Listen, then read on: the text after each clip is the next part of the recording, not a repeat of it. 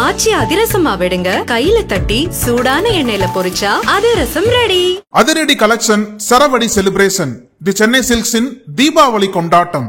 GT Holidays, South India's #1 travel brand. You know you are special when you're with GT Holidays.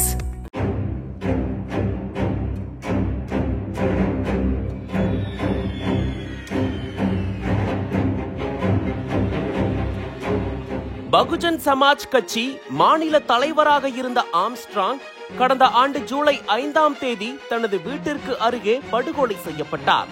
இந்த கொலை சம்பவம் தமிழ்நாடு முழுவதும் மிகப்பெரிய அதிர்வலைகளை ஏற்படுத்தியது. இது குறித்து செம்பியம் போலீசார் வழக்கு பதிவு செய்து முதல் குற்றவாளியான வடசென்னையின் பிரபல தாதா ரவுடி நாகேந்திரன், அவரது மகன் அஸ்வத்தாமன், ஆற்காடு சுரேஷ் தம்பி, பொன்னை பாலு, பல்வேறு அரசியல் கட்சிகளை சேர்ந்தவர்கள், 10 வழக்கறிஞர்கள் உள்ளிட்ட 27 பேரை கைது செய்தனர். அதில் ரவுடி திருவேங்கடம் போலீசாரால் என்கவுண்டர் செய்யப்பட்ட நிலையில் சம்போ செந்தில், மொட்டை கிருஷ்ணன் ஆகியோர் வெளிநாட்டில் தலைமறைவாகி உள்ளதால் அவர்களையும் போலீசார் தேடி வருகின்றனர். இந்த வழக்கில் குற்றம் சாட்டப்பட்ட நபர்கள் மீது செம்பியம் போலீசார் 5000 பக்கங்கள் கொண்ட குற்றப்பத்திரிகையை எழும்பூர் நீதிமன்றத்தில் தாக்கல் செய்தனர். இந்த வழக்கு விசாரணை சென்னை முதன்மை அமர்வு நீதிமன்றத்தில் நிலுவையில் இருந்து வந்தது. இதனிடையே இந்த வழக்கை போலீசார் முறையாக விசாரிக்கவில்லை என கூறி ஆம்ஸ்ட்ராங்கின் சகோதரர் கீனோஸ் உயர்நீதிமன்றத்தில் வழக்கு தொடர்ந்திருந்தார். அப்போது வழக்கை விசாரித்த நீதிமன்றம் ஆம்ஸ்ட்ராங் கொலை வழக்கை சிபிஐ விசாரணைக்கு மாற்றம் செய்து பரபரப்பு தீர்ப்பு வழங்கியது. இந்நிலையில் ஆயுள் தண்டனை கைதியும் ஆம்ஸ்ட்ராங் கொலை வழக்கில் A1 குற்றவாளியாக உள்ள பிரபல தாதா நாகேந்திரனுக்கு சென்னை ஸ்டான்லி அரசு மருத்துவமனையில் தீவிர சிகிச்சை அளிக்கப்பட்டு வந்தது. கடந்த சில நாட்களாக அவரது உடல்நிலை மோசமடைந்த நிலையில் சிகிச்சை பலனின்றி இன்று காலை 10:30 மணியளவில் உயிரிழந்தார். இது ஒருபுறம் இருக்க, யார் இந்த பிரபல தாதா நாகேந்திரன்? 1990 முதல் வடசென்னையை தன் கட்டுப்பாட்டில் வைத்திருந்தது எப்படி என அலசி பார்த்தபோது அதில் பல்வேறு தகவல்கள் புதைந்திருக்கிறது.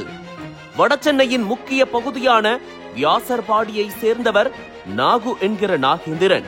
தனது சிறு வயதில் இருந்தே பாக்ஸராக வேண்டும் என்ற கனவோடு வலம் வந்த நாகேந்திரன் வடசென்னையில் உள்ள பாக்ஸிங் கோச்சிங்கில் சேர்ந்து பயிற்சி பெற்று வந்துள்ளார். அப்போது அவருக்கு விஜி என்ற பாஸ்கருடன் நட்பு ஏற்பட்டது. பாக்ஸர் விஜயும் வடசென்னையில் 1990களில் கொடி கட்டி பறந்த பிரபல ரவுடி வெள்ளை ரவியும் நெருங்கிய நண்பர்கள். அதனால் விஜி மூலம் நாகேந்திரனுக்கு வெள்ளை ரவியின் அறிமுகம் கிடைத்ததால் அவரது வாழ்க்கை ரவுடிசத்தை நோக்கி நகர்ந்தது. நாளடைவில் வெள்ளை ரவியின் முக்கிய தளபதியாக மாறிய நாகேந்திரன் பாக்ஸர் விஜயுடன் சேர்ந்து கொலை முயற்சி, கட்ட பஞ்சாயத்து உள்ளிட்ட குற்றச் செயல்களில் ஈடுபட்டு வந்தார். வெள்ளை ரவி, விஜி, நாகேந்திரன் மூவரையும் மும்மூர்த்திகள் என்று அழைக்கும் அளவுக்கு வடசென்னையில் இவர்களுடைய சாம்ராஜ்யம் வளர்ந்தது. இப்படி இருக்கையில் 1990ஆம் ஆண்டு நடந்த ஒரு கொலை முயற்சி வழக்கில் முதல் தடவையாக வியாசர்பாடி போலீசார் நாகேந்திரனை சிறையில் தள்ளினர். அதன் பிறகு 1991இல் தனது முதல் கொலை சம்பவத்தில் ஈடுபட்ட நாகேந்திரன் மீது அடுத்தடுத்து குற்ற வழக்குகள் பாய்ந்து பிரபல ரவுடியாக மாறினார். இது ஒருபுறம் இருக்க, பிரபல ரவுடிகள் சுப்பையா கும்பலுக்கும் வெள்ளை ரவி கும்பலுக்கும் முன்விரோதம் இருந்து வந்தது. அந்த நேரத்தில் ஸ்டான்லி அரசு மருத்துவமனையில் சிகிச்சையில் இருந்த சுப்பையாவை மருத்துவமனை வார்டுக்குள் வைத்தே வெள்ளை ரவி கொலை செய்த சம்பவம் பதபதைக்க வைத்தது. இந்த சம்பவத்தை வைத்தே பல திரைப்படங்களில் காட்சிகள் இடம்பெற்று இருந்தது. இதையடுத்து வெள்ளை ரவி போலீசாரால் என்கவுண்டர் செய்யப்பட்ட நிலையில் நாகேந்திரன் தாதாவாக உருவெடுத்தார். வடசென்னையை தன்னுடைய கட்டுப்பாட்டில் வைத்திருந்த நாகேந்திரனுக்கு 1997இல் நடந்த அதிமுக வட்ட செயலாளர் ஸ்டான்லி சண்முகம் கொலை வழக்கு தலைவலியாக மாறியது.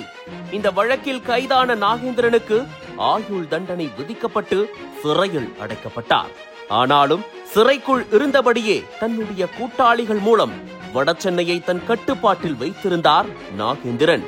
இவர் மீது 5 கொலை வழக்குகள், 14 கொலை முயற்சி வழக்குகள் உட்பட 40ற்கும் மேற்பட்ட வழக்குகள் இருக்கின்றன.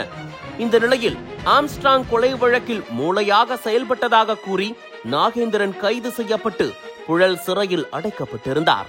கடந்த 20 ஆண்டுகளுக்கு மேல் சிறைவாசம் அனுபவித்து வந்த நாகேந்திரனுக்கு கடந்த சில ஆண்டுகளுக்கு முன்பு உடல்நலம் பாதிக்கப்பட்டது. கல்லீரல் பாதிப்பால் அவருக்கு அறுவை சிகிச்சையும் நடந்தது. இந்த சூழலில் கடந்த சில மாதங்களாக உடல்நலம் பாதிக்கப்பட்ட நாகேந்திரன் ஸ்டான்லி அரசு மருத்துவமனையில் சிகிச்சை பலனின்றி உயிரிழந்துள்ளார். தற்போது அவருடைய இறுதி சடங்கு நிகழ்வுகளை ஒட்டி எவ்வித அசம்பாவித சம்பவங்கள் நடைபெறாமல் இருக்க போலீசார் பாதுகாப்பு பணியில் ஈடுபடுத்தப்பட்டுள்ளனர். நக்கீரன் டிவிக்கு சப்ஸ்கிரைப் செய்யுங்கள். உங்கள் ஆதரவே எங்கள் பலம். ஆசிரியர்களுக்கு நண்பனாகவும் மாணவர்களுக்கு ஆசானாகவும் திகழும் தேர்வு வழிகாட்டி. ஒவ்வொரு பாடத்திற்கும் அனுபவமிக்க ஆசிரியர்களின் துல்லியமான தெளிவான விடைகள். CNC இருக்கு, தேர்வு பயம் எதற்கு? இது தீரன் பப்ளிஷிங் ஹவுஸ் விற்பனை வெளியீடு.